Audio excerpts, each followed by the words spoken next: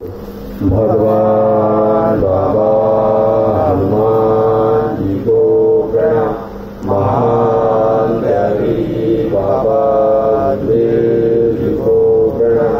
परमात्मा परमपूज्य परमात्मा एक शेवटनगर वर्तमाननगर नागपूरच्या वतीने व महान त्यागी बाबा गुंडूजीच्या आदेशाप्रमाणे आजचे नवे हवन कार्य श्रीमान राखडेजी यांच्या निवासस्थानी पार पडले व त्यानिमित्त एका भगवत कार्याच्या चर्चा बैठकीला सुरुवात झालेली आहे। या चर्चा बैठकीमध्ये स्वयं भगवान बाबा हनुमानजी उपस्थित आहे यांना माझा प्रणाम। त्याचप्रमाणे आपल्या सर्वांचे सद्गुरू मानव धर्माचे संस्थापक महान त्यागी बाबा गुंडूजी उपस्थित आहेत यांना माझा प्रणाम। त्याचप्रमाणे आपल्या सर्वांच्या मातुश्री अरणसे जो उपस्थित आईला सुद्धा माझा प्रणाम। त्याचप्रमाणे आजच्या चर्चा बैठकीचे अध्यक्ष श्रीमती उमा काकू यांना सुद्धा माझा नमस्कार। या चर्चा बैठकीचे उपाध्यक्ष श्रीमान निल्लारे साहेब यांना सुद्धा माझा नमस्कार। मंचावर उपस्थित असलेले मार्गदर्शक सर्वज्येष्ठ सेवक या सर्वांना माझा नमस्कार।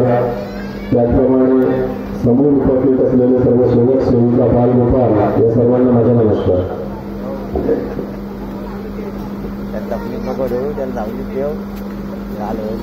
पहा, महान त्यागी बाबा गुंडूजींनी अपार कष्ट करून फार सुंदर असे मानव धर्म स्थापन केला आणि त्या माध्यमामधून आपण सेवक बनून आज सुखी आणि समाधानी जीवन जगत आहोत।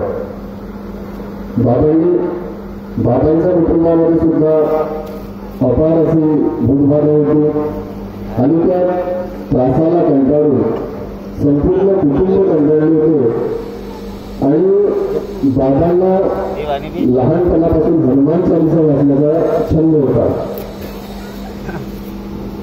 आणि त्या माध्यमामधून त्या परमेश्वराने आपल्या रक्ताचा गुणधर्म बाबांमध्ये तयार केला आणि बाबांना भगवंत भक्तीची अशी दिशा चढली की ते भगवंत प्राप्ती करता करता बाबांनी स्वतःचाही विचार केला नाही।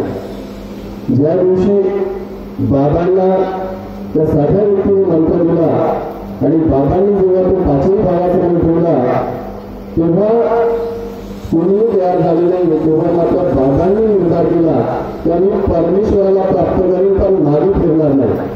मला जरी काही झाले तरी चालेल परंतु मी परमेश्वराला प्राप्त करीन या शब्दावर परमेश्वर उभा झाला आणि बाबांना मदत मिळाली। जेव्हा बाबांच्या कुटुंबामध्ये बाबांच्या भावाच्या मुलीला जेव्हा पुन्हा दुःख आले विधी करताना 21व्या दिवशी बाबांचा भाऊ जेव्हा बाबांकडे आला आणि बाबांना सांगितलं की चल म्हणून माझ्या मुलीला बघ।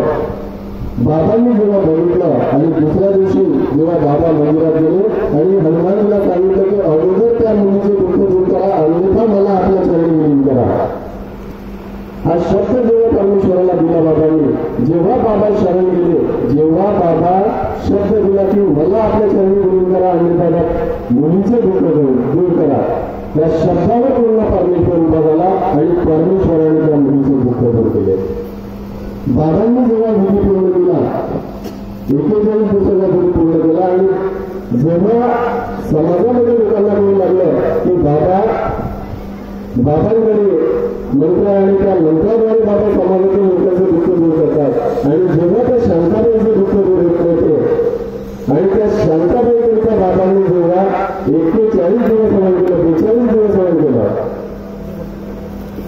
आणि त्यानंतर जेव्हा एका परमेश्वर कसा मिळेल, एक परमेश्वर कसा मिळेल या सृष्टीची निर्मिती केली हे महान हे भगवान बाबा हनुमानजींनी महान त्यागी बाबा गुंडूजींना सांगितलं की जो सृष्टीचा निर्माता आहे, जो निराकार आहे, जो चैतन्यमय आहे तो परमेश्वर बाबांनी मिळवला।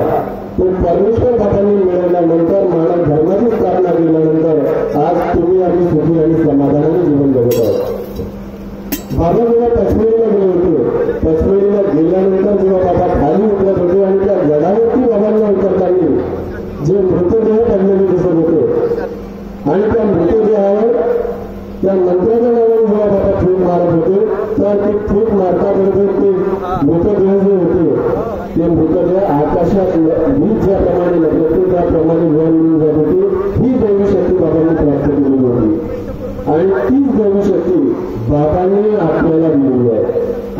माध्यमातून आपण जेव्हा या मार्गाशी जोडतो, आपण जेव्हा दुःखामध्ये राहून कुठलीही वाट आपल्याला मिळत नाही, आपले दुःख दूर करण्याकरिता जेव्हा आपल्याला वाट मिळत नाही आणि कुणाच्या तरी माध्यमामधून आपण या मार्गाशी जोडतो आणि मार्गदर्शकाच्या जेव्हा घरी जातो आणि मार्गदर्शक आपल्याला काही देत नाही, मार्गदर्शक फक्त आपल्याला एक शब्द देतो की जा आपल्या गणपती बाबा गांधीच्या नावाने या प्रकारची सुरुवात कर.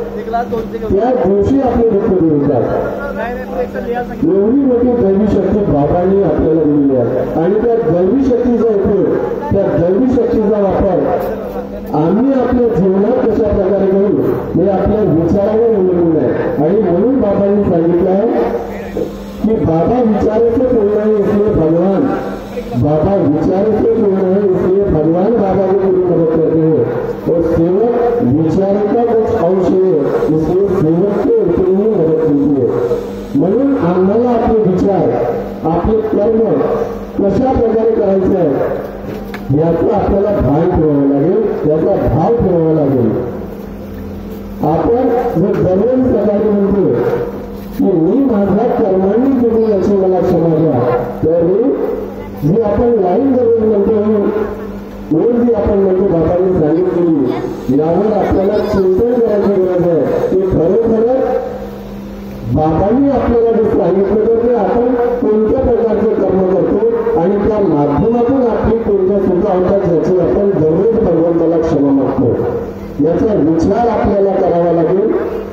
आणि परमेश्वर आपल्याला सोबत कसं राहील, परमेश्वर आपण दररोज विनंती करतो, प्रार्थना करतो, त्या माध्यमामधून आपल्याला भगवंत भक्ती कशी वाढवता येईल, आपल्याला भगवंत भक्तीचा भाव कसा वाढवता येईल आणि त्या भगवंत भक्ती करता येईल, आपल्याला शक्ती कशी प्राप्त होईल याकडे सुद्धा लक्ष द्यायचं आहे.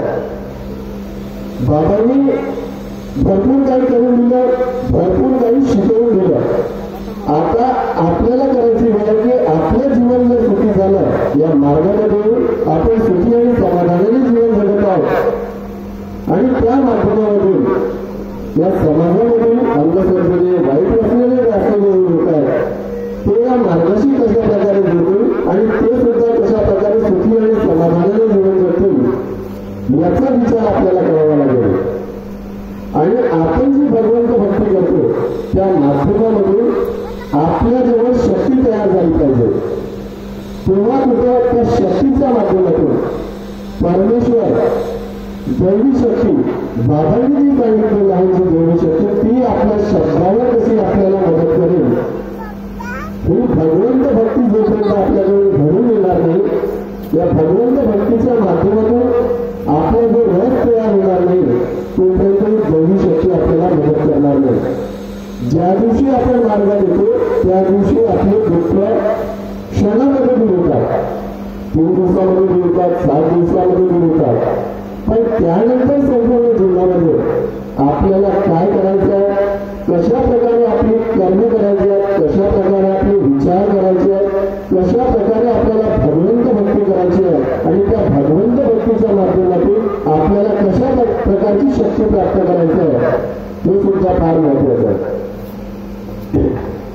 मी जेव्हा नागपूरमध्ये राहत होतो तेव्हा आमचे संपर्क जयदेवजी भांडी साहेबांसोबत फार छान होतो आणि त्यांच्या माध्यमातून आम्हाला जो अनुभव मिळाला, आम्ही ज्यावेळेस जवळपास 10 वर्षाच्या अगोदर जेव्हा निघाली साहेबांसोबत व्हॉट्सअप ग्रुपच्या माध्यमातून जोडलो आणि त्या माध्यमातून आम्हाला जो अनुभव मिळाला, त्या माध्यमातून आम्हाला जे मार्गदर्शन मिळाले ते आम्हाला आमच्या जीवनामध्ये कशा प्रकारे उतरवता येतील, कशा प्रकारे त्याचा फायदा घेता येईल आणि समोरील जीवन आम्हाला कशा प्रकारे सुख समाधानाने जगता येईल याच्याकडे आपल्याला फार विचार लक्ष द्यायचं आहे की जेणेकरून आज माझ्या घरामध्ये जर परमेश्वर आहे, माझ्या घरामध्ये जर आज भगवंताची प्रतिमा आहे, माझ्या घरामध्ये जर परमेश्वराचा वास आहे तर त्या परमेश्वराचा वास माझ्या घरामध्ये सदैव राहिला पाहिजे.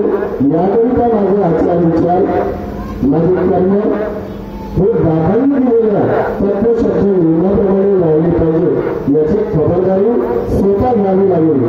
तेव्हा कुठं परमेश्वर आपल्याला साथ देईल. एवढे बोलून